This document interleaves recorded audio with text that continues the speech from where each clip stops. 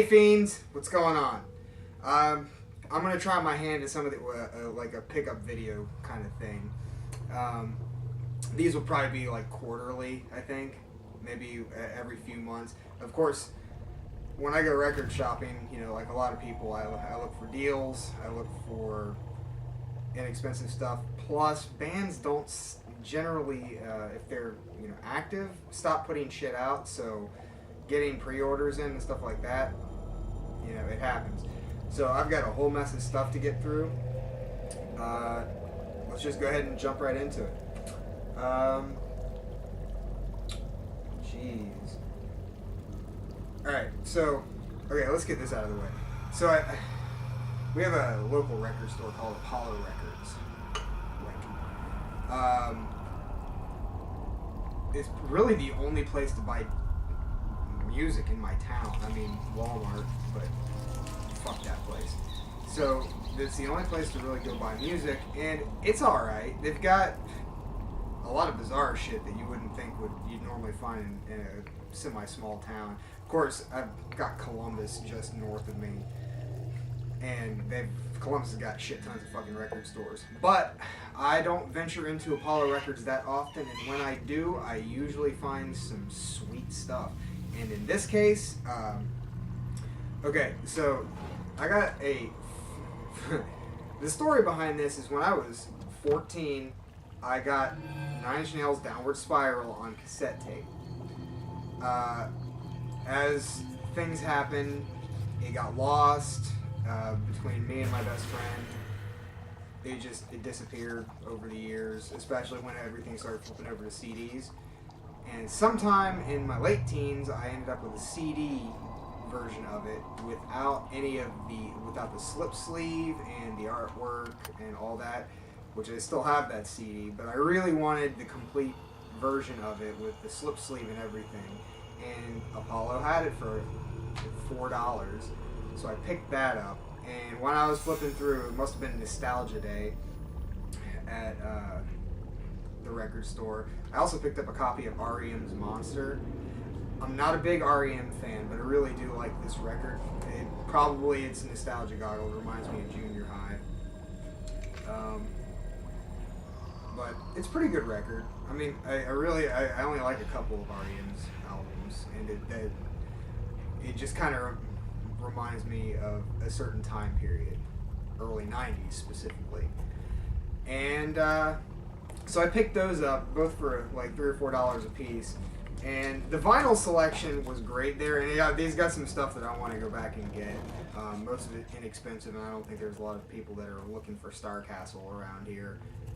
Excellent U.S. prog from the 70s. But in this case, I did not expect to find this in here. Anders Vollenweirder. So, atmospheric kind of new age music from Germany, I believe. Somewhere over in Europe. I think it's German. I did not expect to find this in there at all. I only discovered this guy, I don't know, a year or so ago. And picked up one of the CDs. Not this one, obviously. But this is White Sands, and wanted to give it a try, and it was like $3. So, needless to say, I didn't spend a lot of money there, but what I got was pretty good quality stuff. So, I picked that up. Now, I know we're horror punk centered around here, and before anyone jumps on me for not talking about it, because this is like 3.5 months worth of shit that I've picked up. The Crimson Ghosts, as we all know, put a new record out. So there's the CD, nice A5 digipack. It's a good record. It's a really good record. I'm not really going to review it right now, but it's really good. I also got it on vinyl.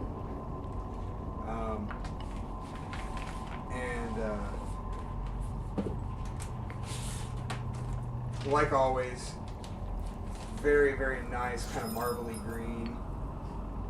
Absolutely I love the different colors and the styles that the Crimson Ghosts always put out. I need to get the other colors for Gore Generation. But I mean, I've got a copy of it. I've got the red and black copy of it, which I believe is sold out. So that is pretty cool. Pretty happy to get that. And we'll stick on the horror punk realm for just a minute, because I got a shitload of CDs. Like people are selling CDs off like crazy, so I'm just buying what I want for dirt cheap prices, which is great. But sticking with horror punk, okay, cassettes are making a comeback. They've kind of always been like an underground thing, and for like metal bands and some oddball genres, and for limited edition stuff. And I got really into Dungeon Synth in the last year or so, and that's like the format of choice. So I kind of have gone all in with cassettes again, and I didn't think I'd ever do that after junior high. Never did I, in my wildest dreams, think I was going to be all back in with cassettes. That being said, Mumula, on top of putting the full length out on 150 pieces of bubblegum pink vinyl, they also did a cassette run of it, which was the original run. And I picked a fucking cassette up of Rise of Mumula on cassette, on this nice blue cassette. And when I was doing that, I went ahead and joined the rap pack for Mumula. Got this nice box with got some stickers in here, a sweet Mumula patch, a pen, some flyers, and there is a t-shirt. So that's pretty cool. And I gotta say, Eric, you do a damn fine job with your packages. I love, like, big company stuff is great, but the smaller run, really, like, a lot of love put into it, packages, it's where it's at. I mean, so I'm really, really pleased with that. Looking forward to where Mumula goes in the future. And, okay, so, where to go? Okay, let's do this. So, speaking of Eric and really Big Tony, I posted a picture of this on my Instagram, and I can't believe I fucking got this. So, the Forbidden Dimension, eons ago, did demos like a lot of bands, and for a few of us, it's a sought-after thing. And I feel like this is a fucking holy grail that I finally got my hands on. But I picked up, on cassette, I managed to find Our Martian Heritage, one of the demos from the Forbidden Dimension. TDK fucking, like, homemade cassette tapes, J-card all fucking Kinko'd up. Yeah, I finally got one, and for what I consider a reasonable price, especially for, like, rare horror punk stuff. So that's really pleasing. Well, okay, I was talking about Dungeon Synth a little bit ago. So, I have always liked this kind of music. Think of it like fantasy soundtrack stuff. It's like the more fantasy, atmospheric shit that you normally find associated with black metal. Like, take out the synthesizer stuff from an Emperor album, and you got Dungeon Synth. So, I kind of have gone all in. I've got, like, over the last year or so, I've got a whole bunch of cassette tapes and stuff like that. But I've recently picked up a few CDs that I've been eyeballing. The first Galder release, what is this? Born by Stars and Moon, pretty good. Pretty damn good. 107 out of 200. That's pretty cool. This one's just excellent. I was listening to this last night while I was reading. Old Sorcery, Realms of Magical Sorrow. Realms of Magical Sorrow. Really, really fucking good. Melancholic as hell, but also very, I don't know, relaxing to me at least. Atmospheric is all shit. 212 out of 300. This stuff is like super limited edition. Here we got Drodden Forest, The Lost Dimension. This one's a little pushing more into the black metal vein. This is I don't know. This has got some harsher vocals, but no guitars, and it's got some drums to it. It's almost like black metal without guitar, if you can imagine that. It's really good. I love the artwork of pretty much all of these Dungeon Synth releases. They're just fucking excellent. Also, you'll notice that in the Dungeon Synth realm, I swear up and down that it is like the most Lord of the Rings centric fucking scene ever. You think horror punk is bad with all like the horror movie references and bands just writing songs about fucking Friday the 13th and Nightmare on Elm Street and whatnot. The Dungeon Synth is just like, it rips apart Lord of the Rings and just keeps going with that all over and over and over again. I mean, hundreds and hundreds of bands. Fucking, I love Lord of the Rings. I do. I've been a fan of those books most of my life, but this gets ridiculous.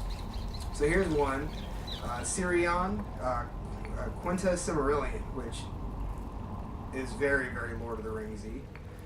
Great cover art. And then, bringing it all back around to Emperor, we've got Mortis's Stargate, which for some reason I didn't have a copy of. And Mortis being one of the, a keyboardist for Emperor, Mortis is just excellent. He's definitely on the more successful realm of this style of music. But yeah, that's what I've recently procured in CD realm for Dungeon Synth. Now, I did get some cassette tapes, and there's a label. Let me find it.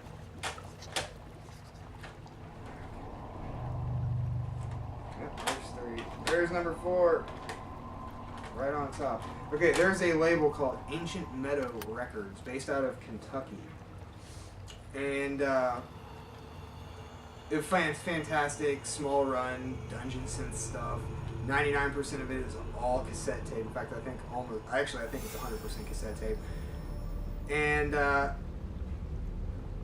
they had like 3 new releases pop out, and I had to pick them up because I like all of the bands.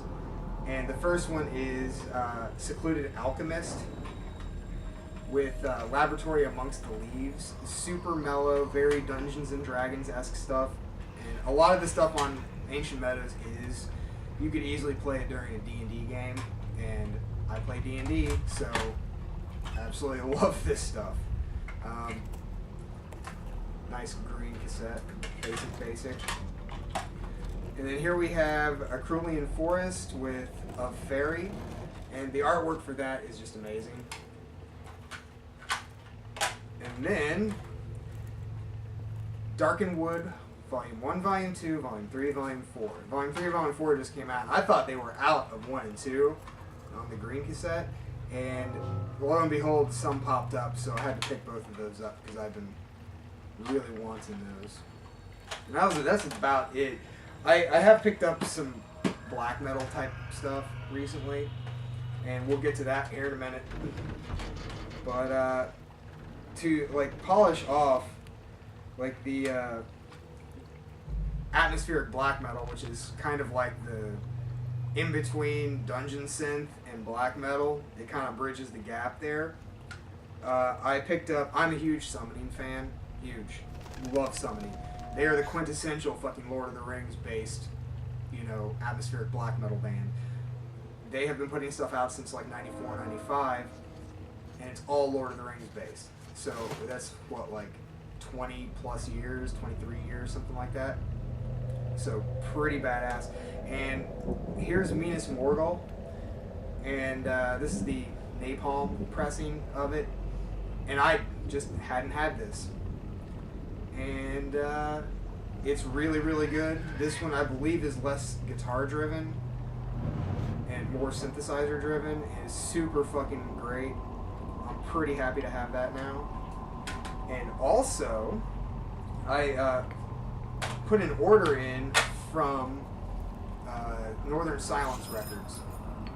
And I really want, there's another atmospheric black metal band called Eldamar that I found while pissing around YouTube at work one day, because I put records on sometimes. And I found this record, which is A Dark and Forgotten Past. I always forget the name of it. A Dark and Forgotten Past. I really wanted the CD. I listened to it multiple times before I even got it. And before this one, I had picked up their first record, which is The Force of an Ancient Land. And it was one of those Amazon print-on-demand type CDs. And they're great and grand and all, but it's not as personal or like, you know, the official press kind of stuff, which is what I prefer. Well, Northern Silence also had the cassette tape version of that, and it is very personal and only 150 press, and I got 149 and 150, and now I feel like I really have this record, so I was really happy to get those. It seems like I've gotten more into buying from like small labels, and which is great. Small labels rule. Now, speaking of small labels, let's just jump right into some fucking death rock. I don't know. It was sometime last year I discovered this band called Horror Vacui from Italy. There's like this. I didn't even like. It was almost flying under my radar that there's this nice death rock and post-punk scene that is really happening right now, and it's not necessarily pushing boundaries or anything, but fucking hell is it just quality. And I mean, these are bands like Arctic Flowers and Horror Vacui and Void and Moth and Night Sins, and there's just like this little new scene of like goth and post-punk and death rock bands that have popped up, and they're fucking fantastic. And Horror Vacui I just took to like that. And I saw that they had a new record coming out called New Wave of Fear. And I picked that up on cassette. But when I was doing that, they had the label that I bought it from, which is, I believe, the label that put out most of everything, pretty much had everything under the sun that I was missing. And I only spent $35 on the whole batch. But I got the last of the Black Rivers demos. So, and this is all CDR and whatnot. I mean, literally CDR. So that's badass. And then I picked up the US Tour Flexi Disc, which is pretty badass. And the 1 7-inch I was missing, because I've had the other 7-inch for a while. But this is pretty cool. And then I got this is the label's Avant Records, and they did a special run of their second album, Return of the Empire. They did a special run of these with this 300-piece screen-pressed fucking cardboard jacket around it,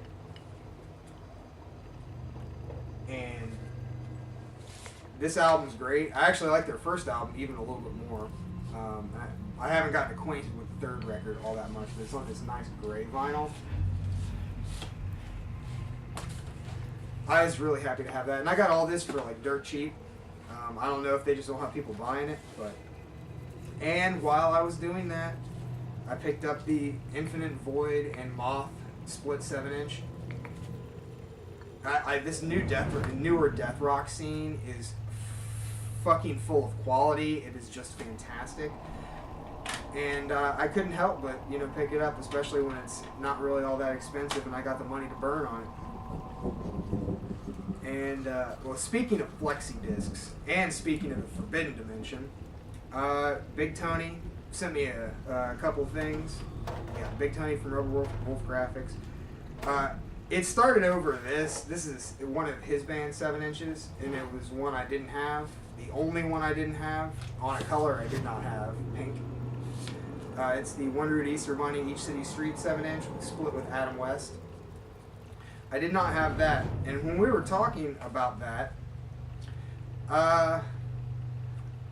he had a spare copy of Forbidden Dimensions, Saved by Vinyl, Tor Johnson Mask Flexi 7-inch.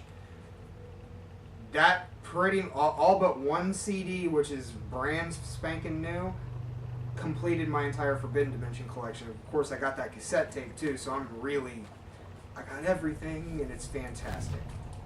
So that probably came in a month or two ago. Really, really pleased with that. Let's see here. Let's see, what are we sitting at here? About 20 minutes.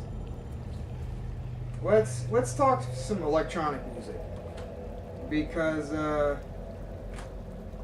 I'm a big electronic music fan. I am. One of my favorite bands is Frontline Assembly. And yesterday, and I haven't even listened to this yet, have not even listened to it yet, but it's Frontline Assembly's Warmech. It was released Friday, as in like 2 days ago, because I'm recording this on Sunday. And this is a sequel soundtrack to a game called Airnet. And I'm really looking forward to listening to this because I love Bill Lee. He's one of my absolute favorite musicians pretty much ever. Looking forward to that. And when I pre-ordered that, I finally got it on my mind to buy the newest Delirium record, which is kind of like, I don't know, world beat pop kind of stuff. And I use the term pop in the sense that it's just well-written pop songs, like in the Beatles sense. Not like what we consider modern day pop. But Delirium is just fucking fantastic. And of course, this is Bill Lee and Reese Folger, who comprised Frontline Assembly for years, and Reese has got a million other projects. Yeah, and this is really, really good. And I, for some reason, had not bought it for, I don't know, it came out in 2016, and I just now picked it up a few weeks ago.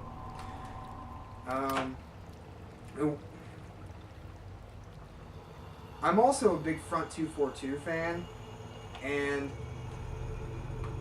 I was picking up a hoodie from Wax Trax Records.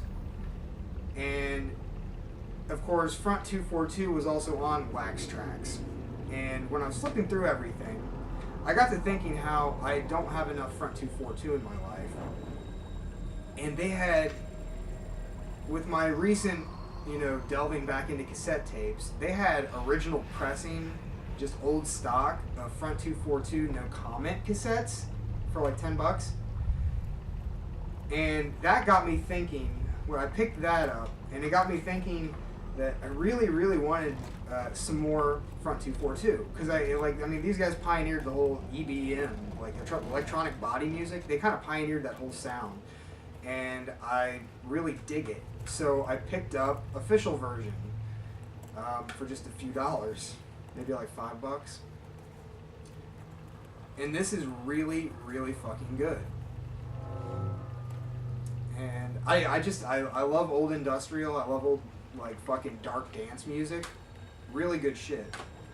So those were on my pickups. And speaking of other electronic music, and speaking of Wax Trax for that matter, there's a band called B12, and I believe they're from England. They have their own imprint, Warp Records. And they put out some really great techno albums in the 90s. Well, they're still putting good stuff out, but like these in particular. And it's not your standard issue techno that you just want to fucking mindlessly dance to. It's more like a sci-fi kind of soundtrack with a good beat to it. And this one particular record, Time Tourist, which has got amazing fucking artwork. I've been looking for this for a good price for a long time, and I finally picked it up for, I think, under $20. It wasn't very much compared to most places that want $50, $60, $70 for it. I finally got it. It is everything I wanted it to be, and I'm so glad to have it. So yeah, B12. And I like to keep up with some of the modern stuff. And I like I said, I like EBM.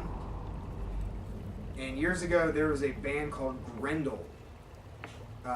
that I had heard of through reviewing stuff from Metropolis Records. And Grendel is still on Metropolis Records. So I picked up one of their newer records, 2012 release, called Time Wave Zero. It's not bad.